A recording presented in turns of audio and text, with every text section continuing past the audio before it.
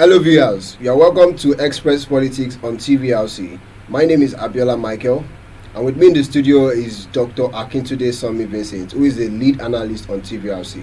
You're welcome, sir. Thank you. It's good to have you.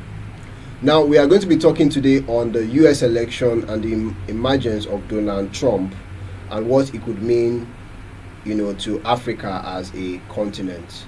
Now, talking about the US election, it was concluded, I think, a day ago, and we saw the emergence of Donald Trump being the 47th president of the United States of America. He won against Kamala Harris. So, Doctor, briefly, what can you say about the US election? Yeah, it's so nice to be here today. Yes. The US election has actually come and gone, and then we have a winner. It was a fierce competition between Donald Trump and Kamala Harris. Yes. And if you see even the margin is very slim, it's a very fierce competition, a very fierce battle with you, yes. Across the states in the US. I mean, between Donald Trump of the Republican, Kamala Harris of the Democrat, a Democrat.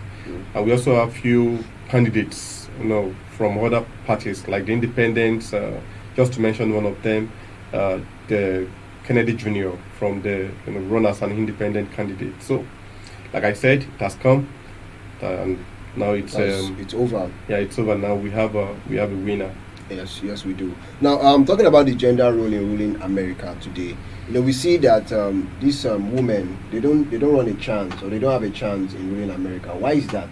Well, it is believed that we run a patriarchal system of when you look at our society, we have a male-dominated society, and it is quite, I wouldn't say it's quite unfortunate, because even in Nigeria, have you ever heard of a woman president in Nigeria? No, so like I said, even when you look at across blocks, like let's look at Africa as a point of reference. Most of the major blocks, major countries in all among the blocks, I don't think a woman has ruled in any of those areas. For example, let's look at the cardinal points. We have the northern poles, that is the northern area, the northern region. We have the southern region, the western blocks, and the eastern bloc. Yes. Okay, when you look at the northern region, where we have the likes of Algeria, Tunisia, you have Morocco, then Egypt. I feel of a woman, let's among all of them, Egypt is a superpower among Egypt. Ranks high among all of them. Have you heard of a woman president in Egypt? No. Let's come to the southern. Let's look at the southern part. So we have South Africa, we have Botswana, we have Lesotho, we have Eswatini, we have Madagascar. We are just to mention few. Have you heard of a woman, president in South Africa? No.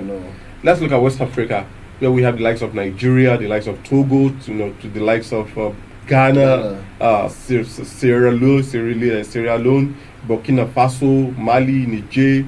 You talk about Liberia. Of course, women has ruled Liberia before, but Liberia is not the superpower in that block. Nigeria is the superpower in that block. Have you heard of a woman president in Nigeria? No. Let's look at the eastern part of Africa, where we have the Kenya, we have the Ethiopia, we have the Uganda, or some part of the central part in Africa, where we have the Central African Republic, move down towards the Cameroon and what have you. Have you heard of a woman president in Kenya before? No. So, if we haven't produced who are we to say? Well, like I said, it's a fierce competition. America is trying to set the record right. And little wonder during the period of, it was a slim victory during the period of Hillary Clinton. Yes. It was added by the college, the college of the electoral college. During the election of Hillary Clinton and I think Donald Trump, and now the same now during for Kamala Harris and Donald Trump, there was just a slim victory in their few percentage. Few if you have to put on the percentage level. Yes. So, like I said, we run a male organized society where for a woman to cut through, she must work very hard. Although we have them in power. Funny, we have let's look at Nigeria for example. We have the likes of Okunjo-Iweala, who is the current World Trade Director, a woman. She was also once the Minister of Finance. Who never can tell? She may eventually become, if she's willing to wanting to run for presidency in Nigeria. But most of the time, they are discouraged, and perhaps maybe the naivety, the I don't know, of the naivety, and again being subservient to the male folks, believing that they can find cut through to the center of the whole system.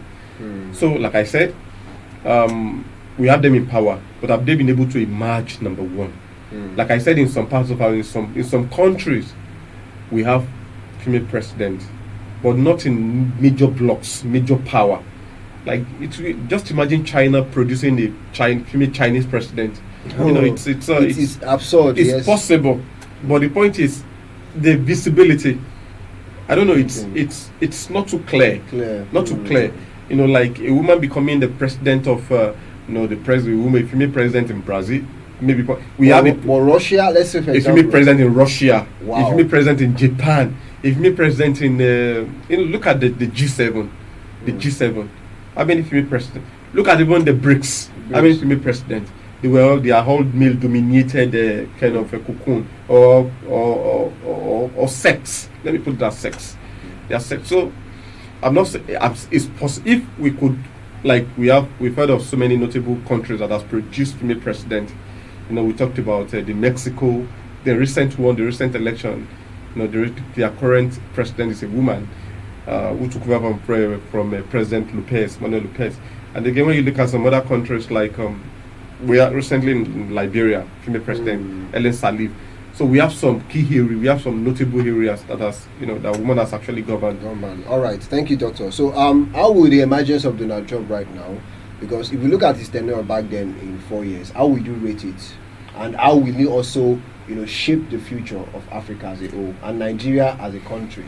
Well, if you want to talk about his antecedent, where he has his own the merits and demerits. Okay. Because history, don't forget that we are history will never forget certain situation.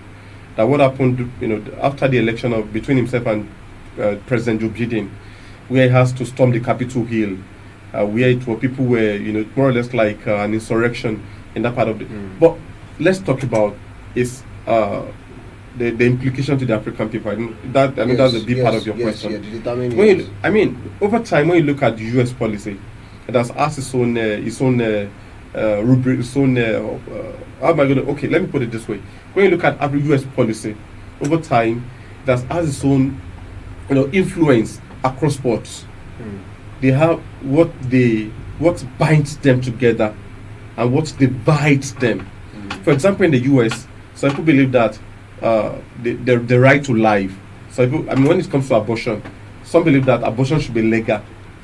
Like I said, some believe that abortion should be legal, and some will tell you that abortion is everybody should have right to like I said, one will believe it's legal, the other one will say it's illegal.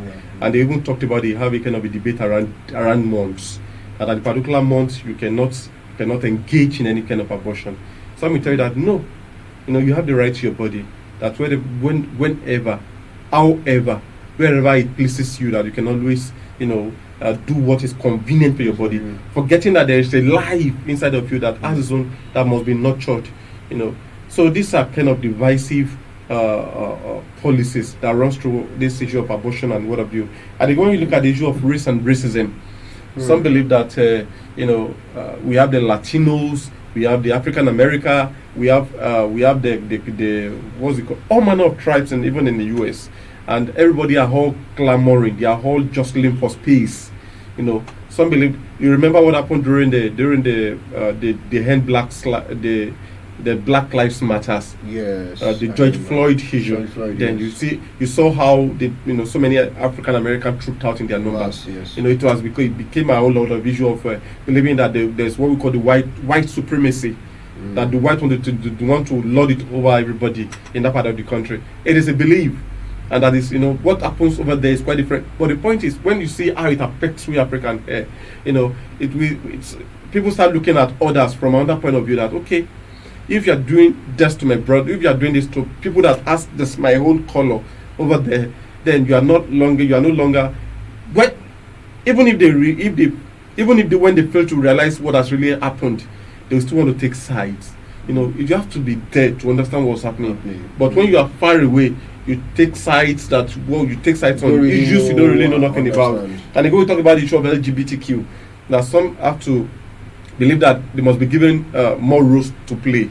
You know, that some believe that they can always say, you know, they are also part of the society. But can we afford to do the same thing in this part of the world, where people are still clamoring they are still going on hunger protest?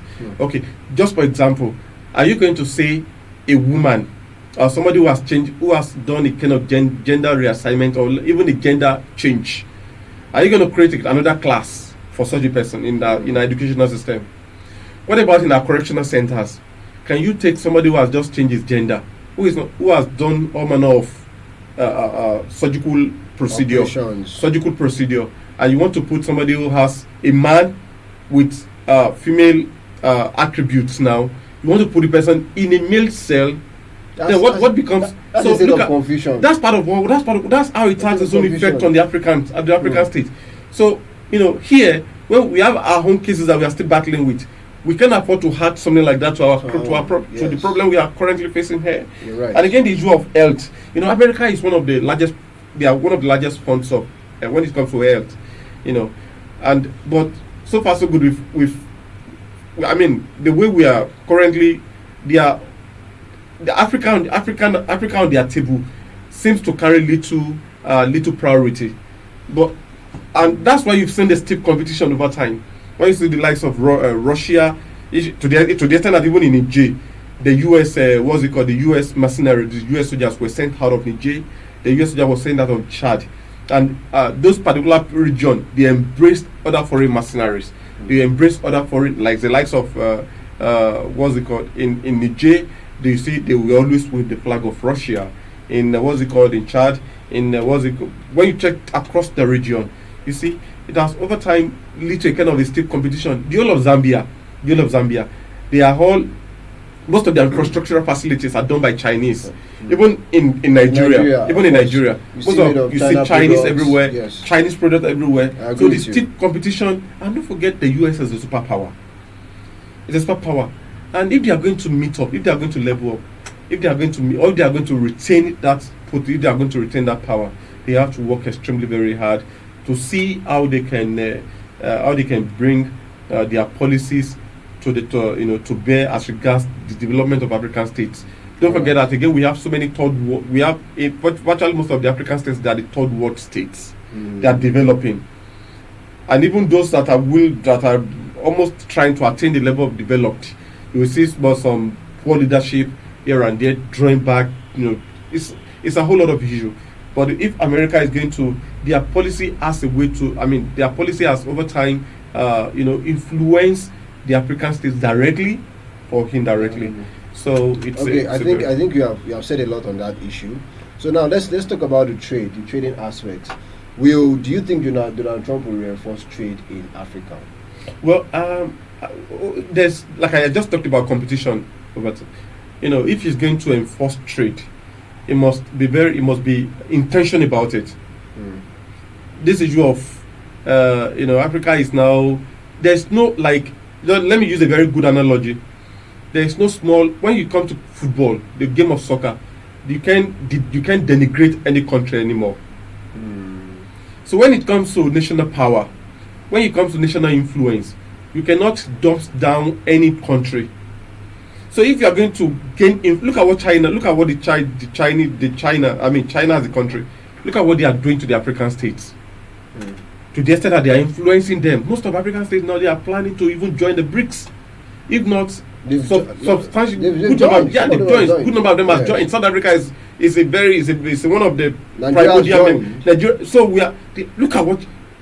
Now, how many African states are just willing to join the G7? None. So, if any American president must be intentional about it, he must come out clean. You must know that Africa is a project, and they need a very look at what happened to Mark Gaddafi of Libya. Yes. up to date the territory. I mean that particular region hasn't they are still struggling.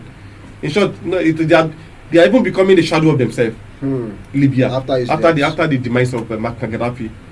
So if you are going to support Africa, you must be there, right? You must be there. Not the issue of doing the carrot and sticks.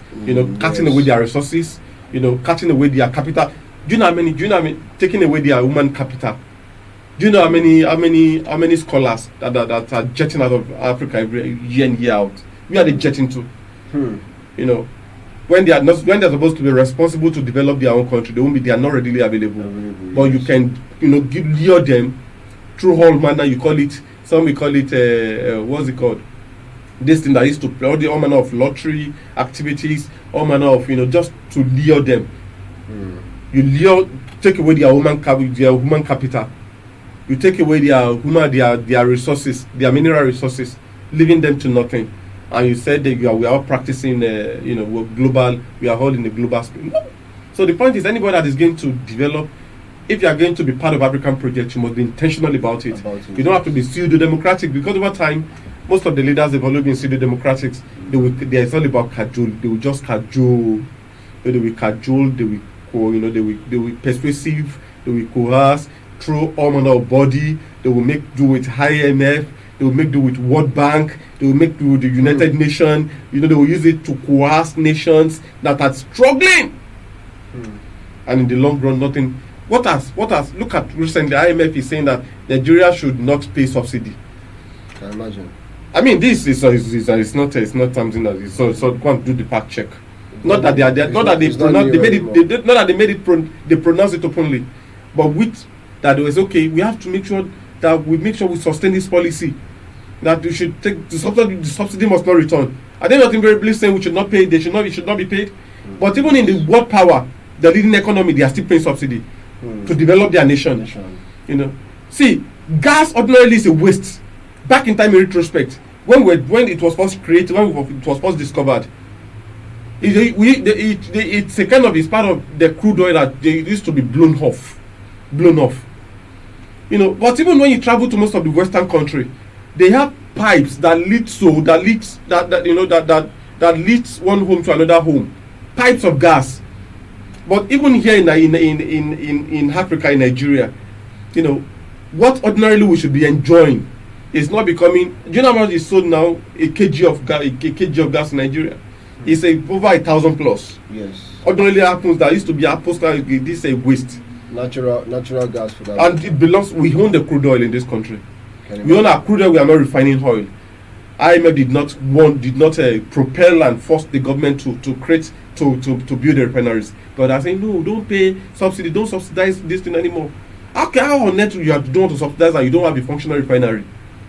So it's a whole lot of big issue. So their influence sometimes, sometimes they it's always in form of, persuade, just to make sure that the country is on the knee, begging for bread and peanuts. A country where we are meant to be enjoying. Yeah. Well, thank you, Doctor, for that. Now, let's talk about the world's power competition in Africa. That will be the last question for this show today. But let's speak majorly from the US to Africa. What is the world power competition? Yeah. When you look at the world power, over time we have the two world power.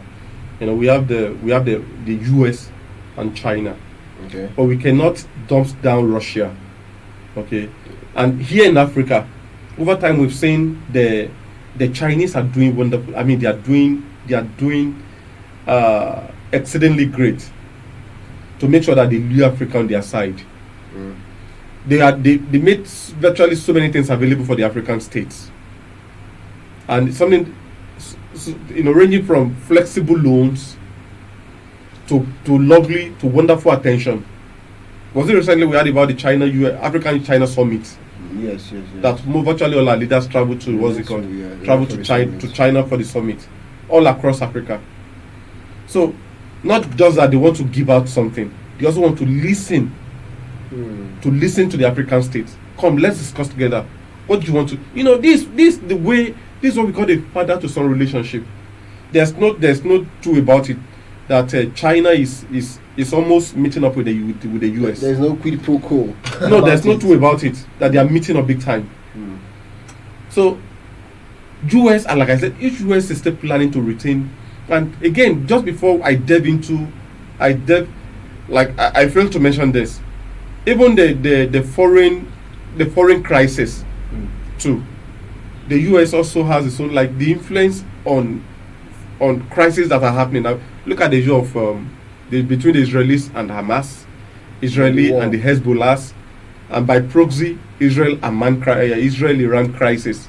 But Iran happened to be the coordinating head of the Hezbollahs, the Hamas, the Houthis, some militias in Iraq, some militias in Syria. Not worry about that. So if the US it's becoming scary. It's becoming scary. And don't forget, Israel cannot be the lone wolf in that region. Never. Cannot be the lone wolf. Israel borders Jordan. Israel borders Egypt. Israel borders Lebanon. Israel borders, and when you look at Israel borders Syria. So, and they can afford to have a war on a multiple fronts. From they are still engaging the Hamas. They are yet to finish virtually every day in, day out. They are still bombarding that particular region. You see, when you look at even the Lebanon, the Beirut is still being bombarded virtually every time. Bombarding Beirut, in Lebanon. And even in Syria, even in Iran. Was it not here when we heard about the death of the Hamas leader? Yes. Ismail Haniyeh. That was done right in Iran. Hassan Nasrallah, the same in Beirut, in Lebanon. The recent leader, before the emergence of this new one, before the death of Haniyeh, I will recall his name now. Yahya, one Yahya was the leader of Hamas, was also executed right in Gaza. So Israel cannot afford to be a lone wolf. Of course, Israel cannot afford to be the lone wolf in that region. So America must do something to stabilize the region. And enough of, in the long run, take a look at Africa. Take a look at Africa, where everybody is having an outpost, military outpost. Like I said, U.S. soldiers were kicked out of Niger. U.S. soldiers were kicked out of Chad. And tell me, show me any of their outposts in Africa. Very, very little. Very little. Do they have one? Look at this. There's still a crisis going on in Taiwan between the Taiwan and China, but there's a kind of involvement of Chinese. The involvement of America to support the Taiwan people. So look at, if they are going to, they must try to understand what it means to be what they call the diplomacy that is encoded in humanity. Not the diplomacy that is saying that is going to be tete, tit for tat. You do me. No. It's not going to help anybody. On the long run. Look at the ballistic missile sent from Iran to Israel. Israel returned back its own, but it has a kind of little. But the point is, what I'm saying in essence is that America must look at what Chinese is doing. China, look at what they are doing in Africa. Father to son relationship. Okay, don't worry, we'll make the loan available for you. But come, let's listen to you. And there's always what we call the bilateral relationship, very smoothly, because the Chinese are also very wise. They're also very smart. Very, very smart. But they are doing it, like side by side, not imposing, not influencing.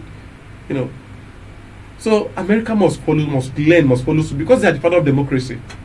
So if they are not practicing it the right way, then they have to. There's a lot of questions surrounding their superpower. Wow, Doctor, you have said a lot on this issue there, the world competition, the world powers competition, and the how it relates to Africa and other continents as a whole. That's a very powerful one. On a final note, do you have anything to add to it? Not really. You have even said a lot. You have said a lot, and I've learned a thing or two. So let's hope that the emergence of Donald Trump will have a positive adverse effect on Africa as a continent and Nigeria as a whole. And once we can see the United States of America and all these African countries coming together, this diplomatic kind of relationship where everybody wins, I believe that we would go far. We'll go far. So this is where we'll draw the curtain on Express Politics today. I remain your humble host, Abiola Michael. Until next time, bye for now.